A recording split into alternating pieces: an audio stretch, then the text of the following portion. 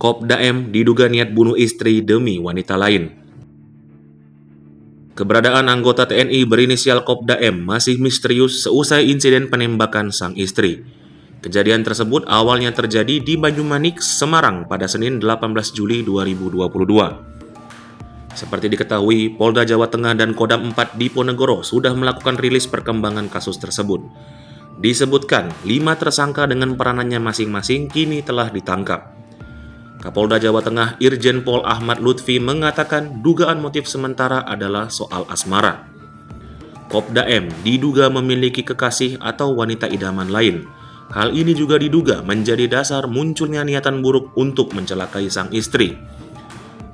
Irjen Pol Ahmad Lutfi menuturkan Kopda M diduga telah memiliki niat jahat untuk menghabisi nyawa sang istri, hingga akhirnya mengarah pada percobaan pembunuhan berencana di mana satu diantaranya termasuk insiden penembakan. Bahkan sebelum eksekusi penembakan terjadi, diduga sudah terjadi proses menyiapkan senjata dan rapat pematangan sebelum akhirnya proses pembuntutan dan diakhiri penembakan sang istri.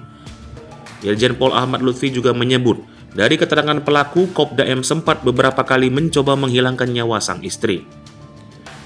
1 bulan sebelum penangkapan, menurut keterangan pelaku yang ditangkap, Kopda M diduga sudah memerintahkan untuk meracun sang istri. Bahkan di upaya ketiga, Kopda M disebut berupaya melakukan santet. Kapendam 4 Diponegoro, Letkol Infantri Bambang Hermanto mengatakan, Kopda M diketahui sempat terlihat di lokasi tempat kejadian perkara saat terjadi penembakan pada Senin lalu. Tepatnya di Jalan Cemara 3, nomor 7 RT 8 RW 3, Kelurahan Padangsari, Kecamatan Banyumanik, Semarang.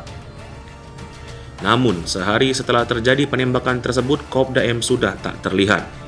Pihaknya juga menyampaikan Kopda M sampai saat ini belum terlihat melakukan aktivitas di kesatuannya. Hingga kini Kopda M masih dalam proses pencarian oleh Komandan Batalion.